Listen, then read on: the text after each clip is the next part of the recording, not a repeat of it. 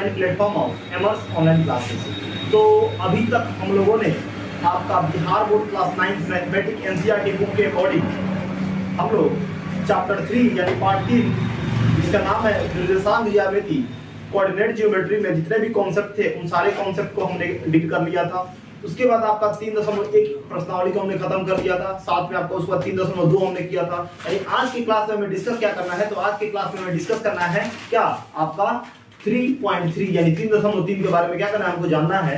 तो आपका प्रश्नावली 3.3 में कह रहा है कि यहाँ पे कुछ आपको क्या दिया हुआ है, कुछ बिंदु दिया हुआ है, ठीक है, कुछ निर्देशांक दिए हुए हैं। आपको क्या करना है कि निर्देशांक को कार्तीय तल में क्या कर देना है, कार्तीय तल में रखकर और बताना है कि कार्तीय तल में इनका स्थान कहाँ है, चतुर्थांश किस चतुर्थांश में है या किस तल पे है, यानी किस बिंदु पे है या किस रेखा पे है, इसको हमको क्या करना है, बताना है। ठीक है, तो सबसे पहले जो आपका क्या बोलते हैं जो एक्सरसाइज है उसको लिख लेते हैं।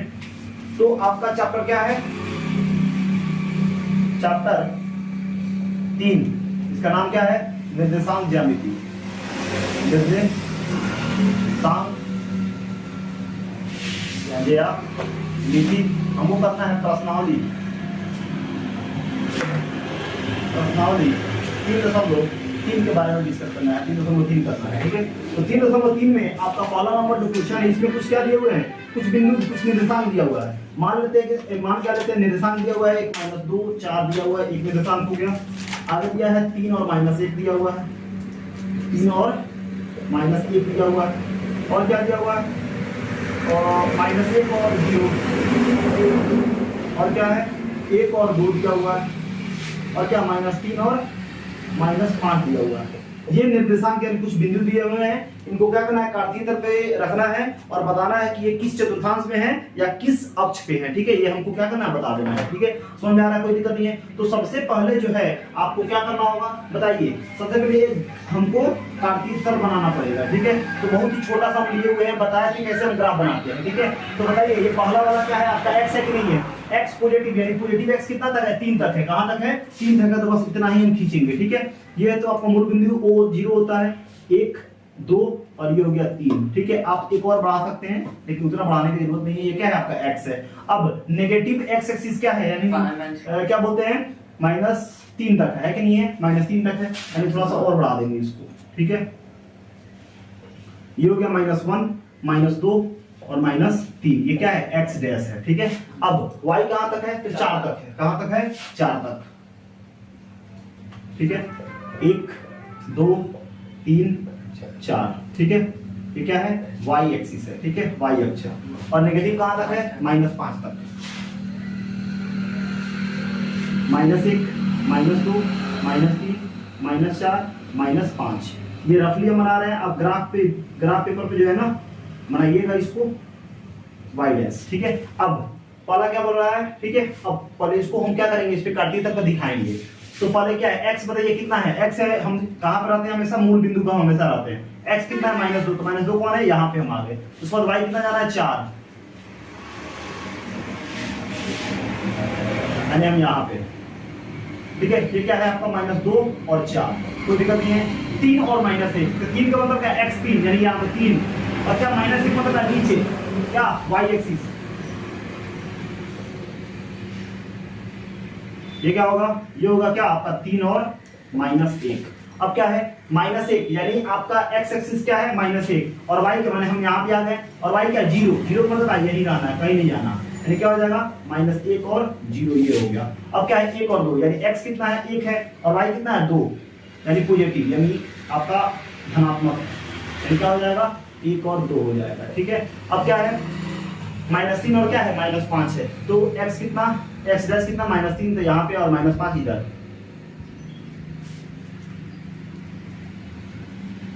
ठीक है, ये क्या हो गया आपका, -3 और क्या है आपका 5 है। ठीक है, तो हमने तो यहाँ पे प्लॉट कर दिया। अब बताना है कि ये जो है वो किस अक्ष में है, किस चतुर्थांश में है या किस अक्ष पे है। तो बताइए -2 और 4 कहाँ है, -2 4 ये है कि नहीं है, ध्यान दीजिए यहाँ पे, -2 और 4 ये है कि नहीं है। तो ये प्रथम चतुर्थांश, ये द्वितीय चतुर्थांश, यानी किस चतुर्थांश में है, द्वितीय चतुर्थांश में है। यानी लिखेंगे सेकंड चतुर्थांश, यानी द्वितीय लिखेंगे, द्वितीय चतुर्थांश में है, इसमें है द्वितीय चतुर्थांश में ये है। इसके बाद आपका 3 माइनस 1, बताइए 3 माइनस 1 कहाँ है जी? 3 माइनस 1 क्या है? प्रथम, द्वितीय, तृतीय, चतुर्थ। क्या हो जाएगा? फोर्थ क्वाड्रेंट यानी चतुर्थ चतुर्थांश में है। चतुर्थांश। अब बताइए -1 और 0, -1 और 0 कहाँ है? एक्स एक्सिस पे तो है, लेकिन कौन सा एक्स एक्सिस पे? नेगेटिव एक्स एक्सिस पे, यानी ऋणात्मक क्या आपका एक्स अक्ष। क्या लिखेंगे? ऋणात्मक एक्स अक्ष, ऋणात्मक एक्स डैश, ठीक है। ये लिख सकते हैं ऋणात्मक एक्स एक्सिस लिख सकते हैं, या नॉर्मल एक्स डैश, ऋणात्मक एक्स डैश अक्ष, ठीक है। कोई दिक्कत नहीं, समझ में आ रहा है, ठीक है। अब क्या है? अब क्या बोल रहा है? 1 2, 1 2 कहाँ है जी? 1 2 यहाँ पे है, प्रथम चतुर्थांश में। किस चतुर्थांश में है? तो प्रथम चतुर्थांश में, क्लियर है, कोई दिक्कत नहीं है। प्रथम चतुर्थांश में क्या लिखेंगे? आपका प्रथम चतुर्थांश में है, ठीक है। और आपका 3 5 कहाँ है? तो 3 5 जो है तृतीय चतुर्थांश में है। किसमें है? तृतीय चतुर्थांश में है, ठीक है। और इस तरह से आपका यहाँ पे पहला नंबर क्वेश्चन खत्म हो गया। अब यहाँ पे आपको देखना है क्या? दूसरा नंबर क्वेश्चन, ठीक है। तो चलिए दूसरा नंबर क्वेश्चन देखते हैं, ठीक है। अब जो आपका दूसरा नंबर यहाँ पे जो क्वेश्चन कर रहा है वो क्या कर रहा है?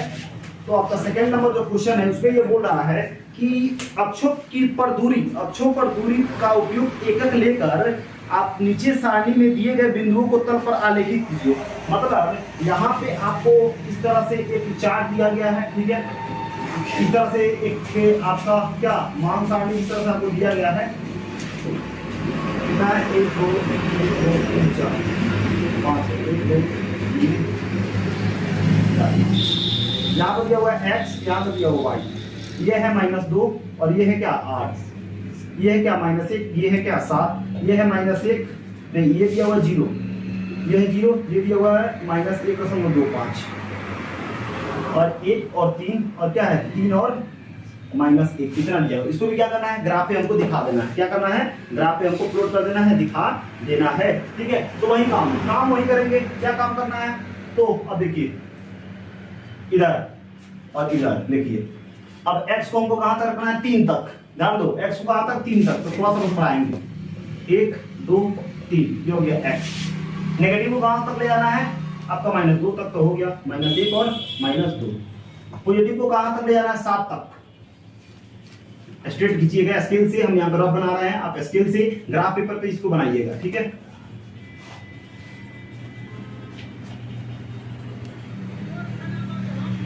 एक 2 3 4 5 6 7 और ये है y डैश, इसको मिटा देते हैं। ये y है, क्या है? ये y अक्ष है। और इधर कहाँ तक जाना है? तो आपको जाना है यहाँ में, इसमें जाना है कहाँ तक? -1 तक जाना है। कहाँ जाना है? -1 मतलब क्या? आप इसको बढ़ा भी सकते हैं, जैसे यहाँ पे -2 है तो आप बढ़ा भी सकते हैं, आप 3 भी रख सकते हैं, ऐसे कोई बात नहीं है कि 2 दिया है तो आप 2 ही रखेंगे, ठीक है।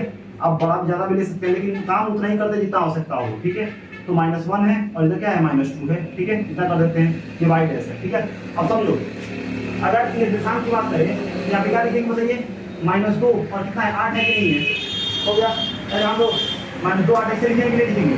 उसको क्या? -1 और 7 लिखेंगे, उसको क्या 0 और कितना -1.25 और क्या आपका और लिख सकते हैं क्या 1 और 3 ऐसे ही होता है, ठीक है। और 3 और -1।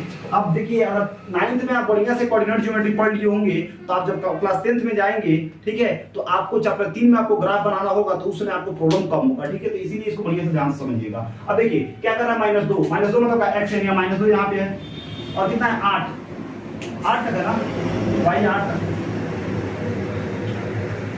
8 कर लेते हैं, ये y। तो क्या बोला हुआ है? -2 और 8। तो -2 यहाँ पे, 8 कहाँ पे? ऊपर। स्केल से मिलाएंगे,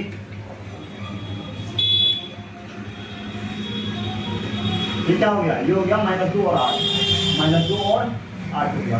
अब क्या है? -1 और 7। तो -1 है और 7 कौन है? ये वाला। तो फिर यह कर देते हैं और 7 भी कर लेते हैं। 1 2 3 4 5 6 7, क्या है? -1 और 7। स्ट्रेट जाएगा, स्ट्रेट जाएगा, स्ट्रेट जाएगा, यहाँ पे आएगा। क्या हो गया? -1 और क्या 7, क्या होगा? -1 और 7 होगा। अब क्या है? 0 और -1 25, ये कितना है, ये है 1 माइनस 1 है, हमको 1.25 चाहिए। तो हम जानते हैं 2500 का कितना होता है, 100 होता है। 600 कर लेंगे 25, 50, 75 और कितना 100 यानी 2 हो जाएगा। ये हो गया 1.25, 1.50 क्या 1.75 और फिर 25 जोड़ेंगे तो 2 आ जाएगा। ठीक है, समझ में आ रहा है। तो अब यहाँ पे कितना करना है 0, यानी x 0 यानी खत्म, x को तो नहीं लेना है। y कितना यानी 1.25 माइनस, यही हो जाएगा कितना आपका 0 और माइनस 1.25, ये हो गया। ठीक है, क्लियर है, दिखाई दे रहा है ना, क्लियर है। उसके बाद क्या है आपका 1 और 3, यानी x कितना है 1 है और y कितना है 3 है, यानी 1 और 3, ये हो गया क्या आपका 1 और 3 हो गया। ठीक है, और क्या है 3 और 1 है, यानी 3 और माइनस 1, 3 और माइनस 1 मतलब क्या, ये 3 हो गया, 3 हो गया और ये हो गया क्या माइनस 1, क्या हो गया माइनस 1, यानी 3 हो जाएगा और माइनस हो जाएगा। ठीक है, तो इस तरह से जो है हमारा 3.2 एक्सरसाइज 3.3 एक्सरसाइज जो है ना खत्म हो गया। ठीक है, अब अगले क्लास में जो है हम आपका नया चैप्टर जिसका नाम है क्या, दो चर वाले रैखिक समीकरण के बारे में क्या करेंगे, यहाँ पे पढ़ेंगे कि दो चर बहुत ही इंपॉर्टेंट चैप्टर है, क्योंकि दो चर वाले रैखिक समीकरण अगर आप यहाँ पे पढ़ लेंगे तो आगे 3th क्लास में जो है आपको पढ़ना है क्या, दो चर वाले रैखिक समीकरण युग्म के बारे में पढ़ेंगे। और फिर अगले क्लास में हम जानेंगे क्या, आपका नया चैप्टर स्टार्ट करेंगे क्या, चैप्टर 4 जिसका नाम क्या है, दो चर वाले रैखिक समीकरण के बारे में जानेंगे। ठीक है, फिर मिलते हैं अगले क्लास में अगले वीडियो के साथ। Thank you.